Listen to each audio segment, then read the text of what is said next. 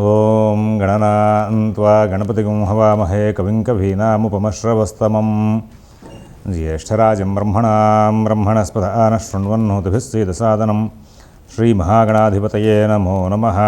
ప్రణో దేవీ సరస్వతీ వాజేభిర్వాజినీవతీ ధీనామభిత్రియవతు. శ్రీమహాసరస్వత్యై నమో నమః. ఆదిత్యాయ చ సోమాయ మంగళాయ బుధాయ చ గురుశుక్రశనిభ్యశ్చ రాహవే కేతవే నమః. వాగర్ధావివ సంపృక్తౌ వాగర్ధప్రతిపత్తయే జగతః పితరౌ వందే పార్వతీ పరమేశ్వరౌ. నారాయణం నమస్కృత్య నరం చైవ నరోత్తమం దేవీం సరస్వతీం వ్యాసం తతో జయముదీరయేత్. వ్యాసం వసిష్ఠనప్తారం శక్తేః పౌత్రమకల్మషం పరాశరాత్మజం వందే శుకతాతం తపోనిధిం. దక్షిణ కుమార్తె ధర్ముని పత్ని జగన్మాత అయినటువంటి మూర్తిదేవి గర్భంలో అవతరించినవాడు.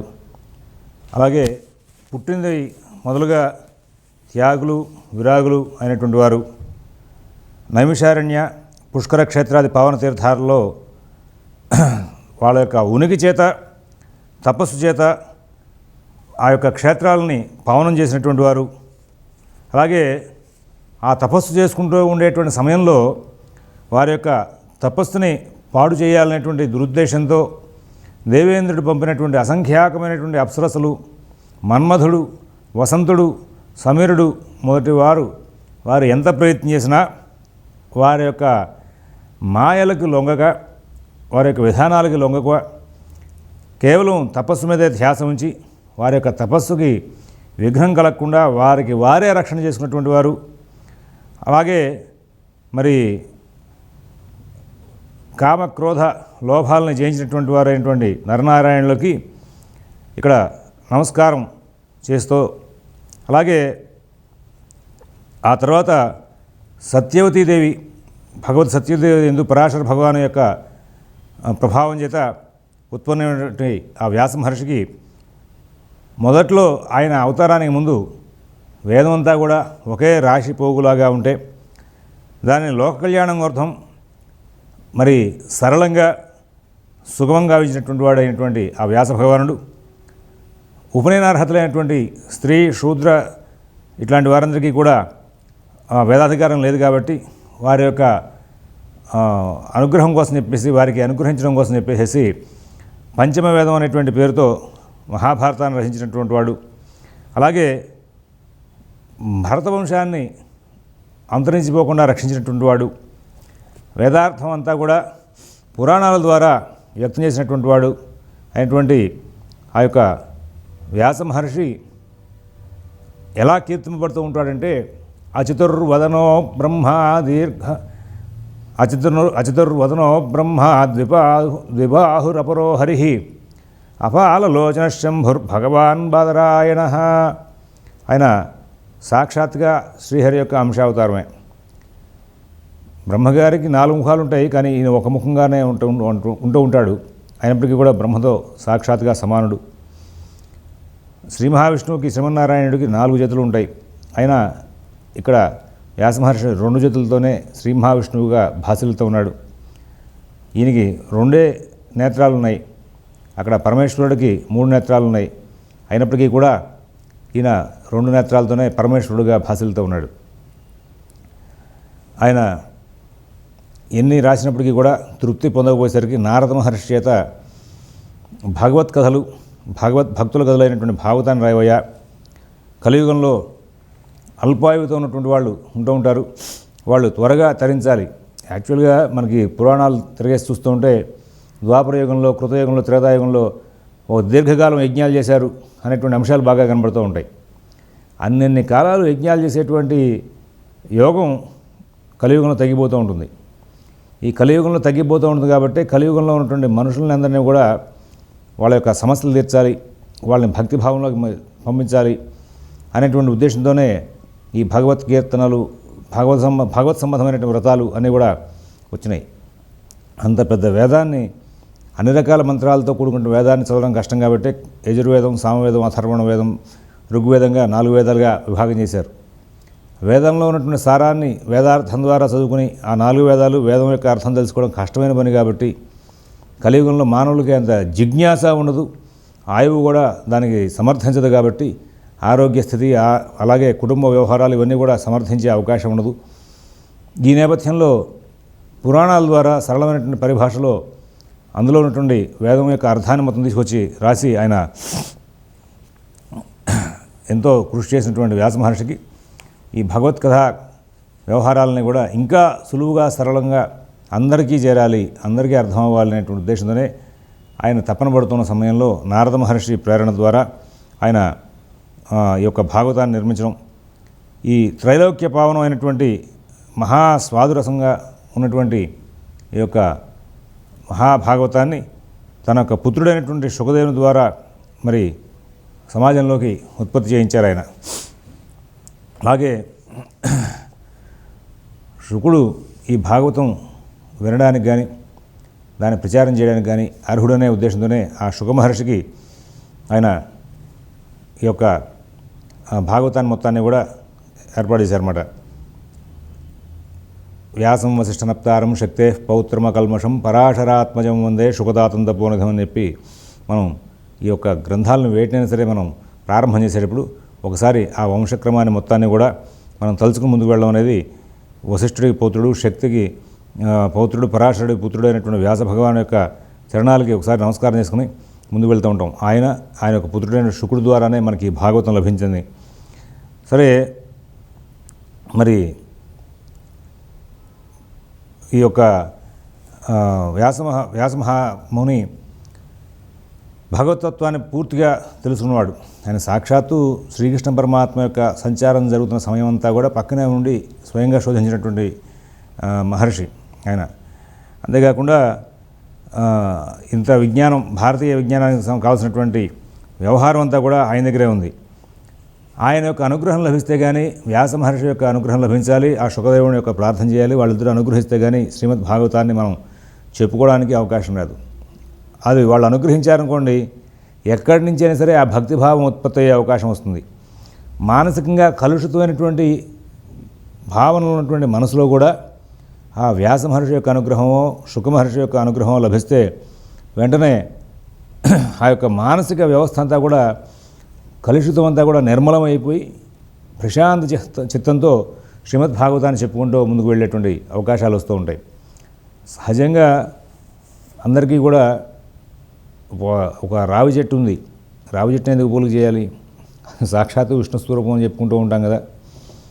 మనం విత్తనం తీసుకొచ్చి పాతినా వస్తుంది, రావచ్చు రాకపోవచ్చు, ప్రత్యేకం కృషితో. వచ్చే ఉద్దేశం కనుక ఉంటే కాకి అక్కడక్కడ సంచారం చేస్తూ అది ఈ రావికి సంబంధించినటువంటి విత్తనాలు కూడా తినేస్తూ ఉంటుంది. అది రెట్ట వేసినప్పుడు కాకి రెట్టలోంచి కూడా మొక్కలు వస్తూ ఉంటాయి. భావం కలగాలి అంటే ఎక్కడి నుంచైనా వచ్చే అవకాశం వస్తుంది. భక్తి భావం కలగాలంటే అది ఏ రూపంలోనే రావచ్చు. కానీ ఆ వచ్చేది సద్భావన కనుక అయితే త్వరగా మనకి ఇంకా విధానాలని కూడా దగ్గర చేరే అవకాశాలు వస్తూ ఉంటాయి. అలాగే ఆ యొక్క వ్యాస మహర్షి నమస్కారం చేసిన తర్వాత మనం కథలోకి వెళ్తున్నాం. నైమిషే అనిమిష క్షేత్రే అర్షయ శౌనకాదయ సత్రం స్వర్గాయ లోకాయ సహస్ర సమమానత. భృగువంశంలో ఒకప్పుడు తేజస్వి అయినటువంటి గృత్సమదనుడు అనేటువంటి ఆయన, గృత్సమదుడు అనేటువంటి పేరుగా ఋషి పుట్టాడు. ఆయన పుత్రుడే శునకుడు. శునక మహర్షి పుత్రుడే మహాతేజస్వి, నియమవ్రత పరాయణుడు, ఋషుల్లో అగ్రగణ్యుడు శౌనక మహర్షి. ఈ శౌనకుడు పుట్టంగానే ఆయనకి విరాగి, త్యాగి, అలాగే సాంసారిక భోగాలు అనుభవించాలనేటువంటి కోరిక లేనివాడు. ఈయన ఉపనయన సంస్కారం పూర్తి చేయించుకున్నాడు శౌనక మహర్షి. వేదారంభాది సంస్కారం అంతా కూడా పూర్తయింది. వేదం ఆరంభానికి అయిన తర్వాత, వేదాధ్యయనం అంతా పూర్తయిన తర్వాత ఇంకా ఆయనకి వివాహం చేద్దామనేటువంటి ఆలోచన చేస్తున్న సమయంలో ఆ శౌనకుడు తండ్రితో చెప్పాట, నాకు వివాహం చేసుకోవాలని కోరిక లేదు, అలాగే ఇవి బంధాలకి నేను కట్టుబడి ఉండాలని కోరుకోవట్లేదు, నాకు ఎప్పుడూ ఆ కృష్ణనామ స్మరణ చేస్తూ కాలక్షేపం చేయాలి, కృష్ణ కథా శ్రవణాన్ని చేస్తూ ఉండాలి, కృష్ణ కథని శ్రవణం చేయాలి, మననం ఏం చేయాలి, పఠనం ఏం చేయాలి, ఆ విధంగా కాలక్షేపం చేయాలని కోరిక ఉంది. మరి నా యొక్క కోరికకి తగ్గట్టుగా ఈ పుణ్యభూమి దానికి తగ్గట్టుగా అంటే స్థానబలం కూడా ఉండాలి. మనం కూర్చుని తపస్సు చేద్దామంటే మరి స్థానబలం కనుక కుదరకపోతే అక్కడ కూర్చునేది అది మనసు పరిపరి విధాల పరిభ్రమిస్తూ ఉంటుంది. అందువల్ల ఏంటంటే ఎటువంటి ఇతర వ్యాపకాలు లేకుండా ఉండేటువంటి ప్రదేశానికి వెళ్ళిపోవాలి. అందుకోసమే వార్ధక్యం వచ్చాక వానప్రస్థానానికి అడవుల్లోకి వెళ్ళిపోయేవాళ్ళు. ఇంకా ఇతరత్ర ఏ విధమైన వార్త మనకి చేరకుండా ఉంటుంది. మనం ఏమి బంధం లేకుండా కూర్చుందాం, అంతా రిటైర్ అయిపోదాం అనుకున్నా కానీ ఏదో మనవరాలకి ఒంట్లో బాగుండలేదట అని ఎవరో వచ్చి చెప్తారు. చెప్పంగానే మనసు మళ్ళీ జపం చేసుకుందాం కూర్చున్నా రామ రామ రామ అని ఉంటే మనసు మనవరాలకి ఆరోగ్యం ఎట్లా ఉందో ఒక్కసారి కనుక్కుందాం ఉండు అని చెప్పి మాల పక్కన పడేసి వెళ్ళి వెంటనే ఫోన్ చేద్దాం అనిపిస్తూ ఉంటుంది. అవి కూడా బంధాలు లేకుండా శుభ్రంగా దూరంగా వెళ్ళిపోయి ఎవరితో సంబంధ బాంధవ్యాలు లేకుండా మరి దూరంగా ఉండడం. ఇవాళ వెళ్దాం అనుకుంటూ ఉంటారు చాలామంది. ఆ పక్కనే ఒక యమభాషణ లేని దాన్ని ఉదాహరణ పెట్టుకెళ్తారు. అదే వాట్సప్ లేకపోతే ఫోను. ఆ ఫోన్లోనే వాట్సాప్లోనే ఉంటూ ఉంటాయి. ఇంకా అక్కడికి వెళ్ళాక ప్రపంచవ్యాప్తంగా ఉన్నటువంటి విషయాల మీదే దృష్టి వెళ్ళిపోతుంది తప్పితే భగవత్తుడి మీద దృష్టి ఎట్లా వెళ్తుంది? ఈ వాట్సాప్ల ద్వారా మనం మరి ఈ యొక్క భాగవతం రామాయణం విందాం అనుకుంటే వింటూ ఉండగా అదే వాట్సాప్లో ఇంకా ఇతర మెసేజ్లు కూడా ఉంటాయి, చూద్దాం అనిపిస్తుంది. ఏ అమ్మగారు ఫోన్ చేశారు, లేకపోతే నాన్నగారు ఫోన్ చేశారు, లేకపోతే తమ్ముడు ఫోన్ చేశారు చూద్దాం అనిపిస్తుంది. అందుకని దృష్టి పరిపూర్ణంగా అన్నింటినీ వదిలించుకుని దాంట్లో వెళ్దామని కోరిక కలగదు. అందువల్లనే ఈ పుణ్యభూమిలాగా ఏది ఉంటుంది. మరి ఆ రోజుల్లో ఇవన్నీ లేవు కాబట్టి ఈ యొక్క టెక్నాలజీ ఈ టీవీలు కానీ రేడియోలు కానీ లేకపోతే ఇట్లాంటి ఫోన్లు కానీ లేవు కాబట్టి ఎక్కడికి వెళ్ళాలో ఆలోచిస్తుంటే ఆయన తన యొక్క పై తరాల్లో వాళ్ళు మహర్షులు అందరూ కూడా చెప్పుకున్నట్టు మహాక్షేత్రం ప్రయాగ క్షేత్రం అనేది ఒకటి ఉంది. ఆ ప్రయాగ క్షేత్రానికి వెళ్ళి అక్కడ నమస్కారం చేసుకుని వాళ్ళు వెంటనే బయలుదేరారట. అసలు మనకి ప్రయాగ క్షేత్రానికి వెళ్ళాలంటే కూడా పురాణాల్లో ఒక చిన్న కథాగమనం చెప్పడం ఉంది. 40 రోజులు ఒక మండల దీక్ష బ్రహ్మచర్య దీక్ష చేసి ప్రయాగకి వెళ్ళడానికి ప్రయత్నం చేయాలట. ఎప్పుడు కూడా వాళ్ళ టికెట్ దొరికిందని చెప్పేసి వెంటనే ఫ్లైట్లో వెళ్ళిపోయి వెంటనే ప్రయాగలో దిగి స్నానం చేసి వచ్చేస్తున్నారు. యాక్చువల్గా ప్రయాగ వెళ్దామంటే మాత్రం దీక్షగా వెళ్ళాలనేటువంటి మాట పురాణాల ద్వారా మనకు కనబడుతూ ఉంటుంది. గంగా యమున సరస్వతి 3 నదుల యొక్క అది సంగమ స్థానం. అలాగే మరి అక్కడ కనుక మనం అనుష్ఠానం కనుక చేసుకోవడానికి వెళ్తే ఆ త్రివేణి సంగమంలో ప్రయాగలో కనుక మనం తపస్సు చేసుకోవడం వెళ్తే మానసికంగా ప్రశాంతంగా ఉండే అవకాశం ఉంది. మనం సాధిద్దామనుకునేటువంటి విషయాన్ని త్వరగా సాధించుకోవచ్చు అని చెప్పి వెంటనే చేశారంటే ఆ ప్రయాగ క్షేత్రానికి నమస్కారం చేసుకుని బయలుదేరి వెళ్ళారు. వెళ్ళంగానే అక్కడ భరద్వాజ మహర్షి యొక్క ఆశ్రమం కనబడింది. ఆ భరద్వాజ మహర్షి వెంటనే వాళ్ళందరికీ కూడా యథోచితంగా కావలసినటువంటి ఆదర సత్కారాలు అంటే ఇక్కడ మహర్షి పెద్దవాడైనా చిన్నవాడైనా అక్కడ అసిద్ధారావ్రతం ఒకటి ఉంది. ప్రధానం ప్రచ్ఛన్నం గృహముపగతే సంభ్రమ విధి ప్రియం కృత్వా మౌనం సదస్య కథనం చాప్యుపకృతే. మన ఇంటికి వచ్చిన వాళ్ళని కావాల్సిన అర్ఘ్యబాధ్యాదులు ఇచ్చి మనం వాళ్ళకి కావాల్సిన సపర్యలు చేసి ప్రయాణం అలసట తీరేదాకా ఆగి మనం మౌనంగా ఉంటే అప్పుడు వాళ్ళు చెప్పింది మనం వినాలట. ఇట్లాంటి అసిధారావ్రతంలో గృహస్థ ధర్మాలు కొన్ని చెప్పుకుంటూ వచ్చారు. అదే రీతిగా ఇక్కడ కూడా ఈయన ఫస్ట్ రాగానే వీళ్ళకి కావాల్సిన అతిథి మర్యాదలతో ఆదర సత్కారాలను చేసి వాళ్ళకి ఉండడానికి ముందు అక్కడ పర్ణకుటీరాలని కూడా ఏర్పాటు చేసి అక్కడ ఉండమని చెప్పారట. సరే అంతా అయిన తర్వాత వాళ్ళు విశ్రాంతి తీసుకున్న తర్వాత వాళ్ళందరినీ పిలిచిన ఆయన ఏమిటి, ఎందుకు వచ్చారు, తీర్థయాత్రగా ఏమైనా వచ్చారా, లేకపోతే వేరే ఏదైనా కార్యం మీద వెళ్తూ వచ్చి ఆగారా, ఇతర కార్యక్రమాలు ఏమైనా ఉన్నాయా, ఎందుకు వచ్చారు ఇక్కడికి అని చెప్పేసి ఆయన దగ్గరికి తీసుకుని పిల్లల్ని, మరి ఈయన భరద్వాజ మహర్షి చాలా వృద్ధుడు, చాలా పెద్దవాడు, వీళ్ళేమో పిల్లలు, సరే ఎందుకు వచ్చారో తెలుసుకోవాల్సిన అవసరం ఉంది కాబట్టి ఆయన వెంటనే అక్కడ పిలిచి అందరిని అడిగారట. అడిగేసరికి ఆయన పిల్లవాడు చెప్తున్నట్ట, అయ్యా మా తండ్రి గారి దగ్గర అనుమతితోనే బయలుదేరి వచ్చాను, మరి మీ దర్శనం అయింది, ఇవాళ ప్రయాగ క్షేత్రం దివ్యమైన క్షేత్రానికి వచ్చాం. ఎప్పుడైనా మా తండ్రి గారి దగ్గర ప్రయాగ క్షేత్రం యొక్క సంభాషణ ప్రారంభమైతే అప్పుడు వెంటనే ఆయన మాటల్లో భగవాన్ భరద్వాజ మహర్షి యొక్క కథాగమనం వస్తుంది, ఆయన యొక్క విశేషాల గురించి చెప్పుకోవడం వస్తూ ఉంటుంది. మరి ఆయన ఎప్పుడు కూడా మీ గురించి చాలా గొప్పగా చెప్తూ ఉంటారు.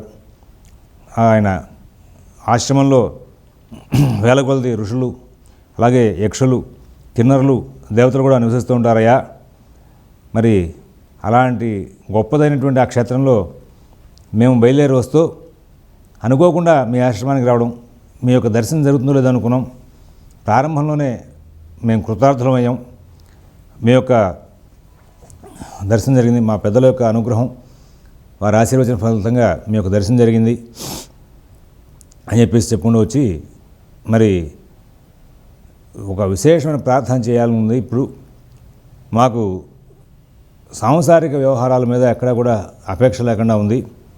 ప్రశాంతంగా నిత్యం కృష్ణ కథా శ్రవణం చేస్తూ తపస్సు చేసుకుంటూ కాలక్షేపం చేయాలని కోరిక కలిగింది. ఆయుష్ శేషమంతా కూడా ఆయన్ని కీర్తించడం ద్వారానే, ఆ కథల్ని కీర్తించడం ద్వారానే మేము జీవితాన్ని గడపాలి అనేటువంటి ఉద్దేశంలో ఉన్నాం.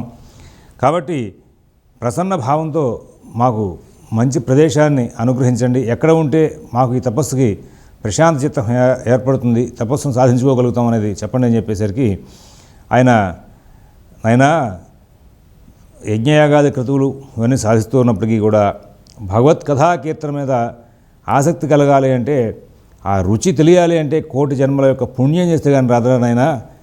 మరి కోటి జన్మలు యజ్ఞయాగా తీర్థ వ్రత జప తప దాన సమాధ్యాది శుభ సాధనలు చేసినప్పటికీ కూడా మరి నియమపూర్వకంగా కృష్ణకథ శ్రవణం చేయాలి అనేటువంటి కోరిక, దానికి సంబంధించిన సాధన చేయాలి అంటే కనుక అది పూర్వజన్మ సుకృతమే. దానికి ప్రయాగను మించినటువంటి క్షేత్రం మరొకటి లేదురా నాయన. కారణం ఏంటంటే ఇది త్రిపథగామిని, నీకు తెలిసిన విషయం కదా. ఇక్కడ సిద్ధచారణ, గంధర్వ, రాజర్షి, దేవర్షి, మహర్షి మొదలు వారందరూ కూడా నివాసం చేసి తపస్సు చేసినటువంటి ప్రదేశం.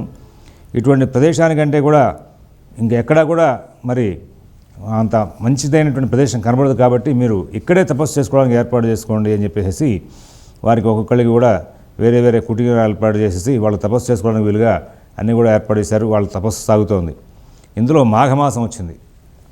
ఈ మాఘమాసం వచ్చేసరికి మాఘమాసంలో సూర్యుడు మకర రాశిలో ప్రవేశించిన సందర్భంలో అక్కడ మకరంలో సూర్యుడుగా పుష్యమాసం కానీ మాఘమాసం కానీ వస్తూ ఉంటాయి. ప్రయాగక్షేత్రం ప్రయాగక్షేత్రంలో ఈ యొక్క త్రివేణి సంగమంలో స్నానం చేయడం చాలా విశేషం అని చెప్పేసి అందరూ కూడా మరి ఆ క్షేత్రానికి వెళ్ళి స్నానం చేయడం అనేది జరుగుతుండేది. అక్కడికి వచ్చిన వాళ్ళందరూ కూడా మరి భరద్వాజ మహర్షి అక్కడే ఉన్నాడు కదా అని చెప్పి ఆయన దర్శనం చేసుకోవడానికి వెళ్ళేవాళ్ళట. రాజులు, అలాగే సామంతులు, మంత్రులు, సైన్యం, గృహస్థులు, యతులు, తాపసులు, సాధువులు అందరూ కూడా వారి వారి యొక్క అవకాశాన్ని పురస్కరించుకుని ఆ మాఘమాసంలో ప్రయాగక్షేత్రంలో స్నానం చేయడానికి వెళ్తూ ఉండేవాళ్ళట. అక్కడ అసలు ప్రయాగక్షేత్రంలో భక్తుల యొక్క రాక పోక ఇవన్నీ జరుగుతూ కనీసం ఒక నువ్వు గింజ కూడా అక్కడ అట్టబెట్టడానికి వీలుగా ప్రదేశం ఉండే పరిస్థితి లేకుండా కిటకిటలు ఆడిపోతూ ఉండేది. ఒక 2 మాసాలు, ప్రారంభం నుంచి 2 మాసాలు కూడా అంత హడావుడిగా జరుగుతూ ఉండేవిట. జరుగుతూ ఉంటే ఇక మహర్షి ఆ ఆశ్రమం అంతా కూడా బాగా రద్దీగా ఉండేసరికి మనం వచ్చింది ప్రశాంతంగా ఎవరితో సంబంధం లేకుండా ఇక్కడ మనం తపస్సు చేసుకుందాం అనుకుంటున్నాం. ఇది కలియుగ ఆరంభంలో మరి ఇంత విశేషమైనటువంటి మరి జనసందోహం వచ్చేసరికి అప్పటికి ఇంకా పూర్తిగా ఈ యొక్క కలి ప్రభావం భూమి మీదకి రాలేని పరిస్థితి అనమాట. ఏమిటా ఇది అని చెప్పి అనుకుంటూ వీళ్ళు కొంచెం అసంతుష్టులయ్యారు. ఈ సౌనకాదృష్టులు అయ్యి మళ్ళీ భరద్వాజ మహర్షి దగ్గరికి వెళ్ళారట. నమస్కరించి ఆయన దగ్గర ఉండేసరికి మహర్షి వాళ్ళందరినీ అడిగి, నాయనా ఏం జరిగింది, ఎందుకు వచ్చావు, ఏమైనా అభ్యర్థించడానికి వచ్చావా ఏమిటని చెప్పి ఆయనకు తెలుసు వీళ్ళకి ఇక్కడ ఈ జనాభా సందోహం దీని మూలంగా మళ్ళీ తపస్సు సాగట్టదు అనేటువంటి ఉద్దేశంతో వచ్చారని చెప్పేసి వెంటనే ఏం చేశారంటే సౌనకుడు భరద్వాజ మహర్షితో చెప్పాట. ఆయన చెప్పే సమయంలోనే ఏమైనా ఈ జనసమూహాన్ని చూసి బెదిరినట్టున్నావు, ఈ 2 నెలలు ఇట్లాగే ఉంటుంది ఆయన, కాబట్టి జనసమూహం చూడలేకపోతున్నావా అని చెప్పేసి ఆయన అడిగేసరికి అప్పుడు సౌనకుడు కొంచెం గద్గద స్వరంతో ఏదో కొంచెం ఏమైనా అంటే బాధపడతారేమో అనుకుంటూ బాగుండలేదు, ఎందుకు బాగుండలేదు, మరి ధర్మాత్ములు వీళ్ళంతా కూడా క్షేత్రం మీద భక్తితో వచ్చారు, అందుకోసమే క్షేత్రాల్లోనే దేవుని దర్శనం చేసుకోవాలని చెప్తూ ఉంటారు. పుణ్యక్షేత్రానికి వెళ్ళాలా అనుకుంటూ ఉంటారు. పుణ్యక్షేత్రాల్లో భక్తితో వచ్చేవాళ్ళు కొందరు ఉంటారు. అదిగో పుణ్యక్షేత్రం వెళ్ళడం అనేది ఒక కావాలని అదొక ప్రత్యేకమైన ప్రక్రియగా వెళ్తున్నారు. కేదార్ వెళ్ళామండి అంటే ఒక విజయం సాధించామండి అని చెప్పడం వీళ్ళుగా విహారయాత్రలాగా వెళ్ళిపోతున్నారు. అదొక క్రెడిట్గా చెప్పుకుంటున్నారు. అలా కాదు, నిజంగా కేదారేశ్వరుడిని దర్శనం చేసుకోవాలని భక్తులు కొంతమంది అక్కడ ఉంటారు. అందువల్ల భక్తుల యొక్క భక్తితో వాళ్ళు వచ్చినటువంటి ఆ యొక్క పవిత్రమైనటువంటి మనుషుల యొక్క సంచారం మూలంగా క్షేత్రాలు పునీతమవుతాయి. అందువల్ల పుణ్యక్షేత్రాల్లో వెళ్ళి దర్శనం చేసుకుంటూ ఉండాలి తప్పనిసరిగా. మన ఇంట్లో వెంకటేశ్వర స్వామి విగ్రహం పెట్టుకుని పూజ చేసుకోవచ్చు, కానీ క్షేత్రానికి ఎందుకు వెళ్ళాలంటే ఇట్లా భక్తితో ఉన్నటువంటి ప్రజలు చాలామంది అక్కడ చేరిన కారణంగా ఆ క్షేత్రంలో ఇంకా డివోషనల్ వేవ్స్ యొక్క ప్రభావం పెరుగుతూ ఉంటాయి. ధర్మాత్ముల యొక్క దర్శనం గొప్ప అదృష్టమే కదా. ఈ జనసమూహంలో మాకు సాధన జరగట్లేదు అని చెప్పేసి ఏదో కొంతకాలం వచ్చి వెళ్ళిపోయే వాళ్ళకైతే బాగుంటుంది, కానీ నాలాగా దీర్ఘకాలం ఉండాలి అనుకునే వాళ్ళకి ఇక్కడ ఇంత ఏకాంతం లభించట్లేదు కదా, అందువల్ల తపస్సు మీద దృష్టి పెట్టలేకపోతానేమో అనేటువంటి అనుమానం కలుగుతుంది. అనేసరికి నైనా నీ సంకల్పం మంచిదిరా నైనా, కాబట్టి ఇంకో ఆశ్రమాన్ని చూసుకోవాలి. ఆశ్రమానికి వెళ్ళాలంటే కనుక ఫస్ట్ ప్రధానంగా అక్కడ శాంతంగా ఉండాలి, ఏకాంతంగా ఉండాలి, రమణీయంగా ఉండాలి. అంటే అది అక్కడ మళ్ళీ చూడడానికి రమణీయంగా లేకపోతే ఆ ప్రదేశాలు మనం తపస్సు చేసుకోలేము. అలాగే నిరాపదం, జనాభా సంచారం తక్కువగా ఎక్కువ లేకుండా ఉండేట్టుగా, కందమూల ఫలాలు బాగా లభించేట్టుగా ఉండాలి. ఇంత చేసి అక్కడ ఏమైనా ఆహారం లభించకపోతే, మంచినీళ్ళు లభించకపోతే అట్లాంటి ప్రదేశాల్లో వెళ్ళి తపస్సు చేసుకుంటుంటే ఏదైనా కందమూలాలు తినాల్సిన పరిస్థితికి అవి రాకపోతే కనుక ఇబ్బంది అవుతుంది. కాబట్టి అటువంటి ప్రదేశం కావాలి. కాబట్టి అటువంటి ప్రదేశానికి కనుక నువ్వు వెళ్ళాలి అనుకుంటే మాధవుడు 12 రూపాలతో ఇక్కడ నివసిస్తున్నాడు, త్రివేణి తటం. ఇక్కడ ఆయన అనుగ్రహంతోనే మళ్ళీ నీకు మార్గం లభిస్తుంది. అక్కడికి వెళ్ళి ఆయన ధ్యానించు. ఈ త్రివేణి తటం 12 రూపాల్లో శ్రీహరి ఇక్కడ నివాసిస్తుంటే ఇక్కడ ఈ జనాభా మూలంగా, సందోహం మూలంగా నీకు తపస్సు తగ్గట్లేదు. కాబట్టి ఆయన ద్వారా నీకు అవుతుంది ప్రత్యక్షం అనేసరికి సౌనకాది మహర్షులందరూ కూడా ఆ మాధవుని ప్రయాగే మాధవుని దృష్టివా అంటూ ఉంటారు. అందుకోసమే ఆ మాధవుడి కోసం తపస్సు చేయడం, ఆయన మరి ప్రత్యక్షమయ్యారట. సరే, ప్రత్యక్షమైన తర్వాత ఆయన చూసి వీళ్ళు తృప్తి పడలా, ఇంకా భగవాన్ని పూజించారు, దివ్యమైన స్తోత్రాలతో స్తుతించారు. అలాగే అన్నీ అయిన తర్వాత ఆ శ్రీహరి వాళ్ళని ఉద్దేశించి, నయనలరా మీ పూజలకి ప్రసన్నుడయ్యాను, మీకేం కావాలో కోరుకోండి అనేసరికి సౌనకుడు అప్పుడు అందరితో మరి మీరే ఎదురయ్యారు, మాకు వేరే కోరిక ఉంటుంది, మరి సాధనాలని కూడా నీ దర్శనంతోనే పూర్తవుతూ ఉంటాయి. బలిచక్రవర్తి యొక్క కథాగమనంలో కూడా ఆయన శుక్రాచార్యుల వారు అదే అంటాడు, యజ్ఞేశ్వరుడు నువ్వే ఎదురయ్యావు కదా, ఇంకా యజ్ఞం మధ్యలో ఆగేదే ఉంది అంటాడు. యజ్ఞం మధ్యలో దీక్ష ఆపకూడదయా, దీక్ష పూర్తి అంటాడు శ్రీమన్నారాయణ వెంటనే. సరే, మేము సంసార చక్రం నుంచి బయటపడి ముక్తి పొందాలని కోరికలో ఉన్నాం. ఈ నేపథ్యంలో మీ ఆరాధనతో మీ యొక్క తపస్సు, మీ గురించి తపస్సు చేయడం, మీ యొక్క ఆరాధన చేసుకోవడం, వీటితో కాలక్షేపం చేయాలి. ప్రశాంతమైనటువంటి క్షేత్రంలో చేసుకోవాలనుకుంటున్నాం. ఎక్కడికి వెళ్తే మా ఏకాంతికి కొంతకాలం కాదు, దీర్ఘకాలం మేము తపస్సు చేసుకోవాలని కోరికలో ఉన్నాం. యజ్ఞయాగాది క్రతువులతో కాలక్షేపం చేయాలని ఉన్నాం. మరి మాకు ఎక్కడికి వెళ్తే ఇది బాగా ఈ యొక్క ప్రదేశం తృప్తిగా లభిస్తుందని అడిగితే అప్పుడు నైనా ఇదిగో ఈ సుదర్శనాన్ని వదులుతున్నాను. ఈ సుదర్శనం వెళ్తూ ఉంటుంది. దీని యొక్క నేమి అంటే బండి చక్రం చూసారా, బండి చక్రాన్ని చుట్టూ ఒక ఇనప బద్ది కడతారు, దాన్ని కట్టుబడిలో ఆ చక్రం బంధించి ఉంటుంది, దాన్ని నేమి అంటారు. అలాగే ఈ సుదర్శనానికి కూడా నేమి అనేది ఉంది. దీని యొక్క నేమి ఎక్కడ పడిపోతుందో ఆ ప్రదేశం అంతా కూడా పవిత్రమైన స్థానం అయ్యా.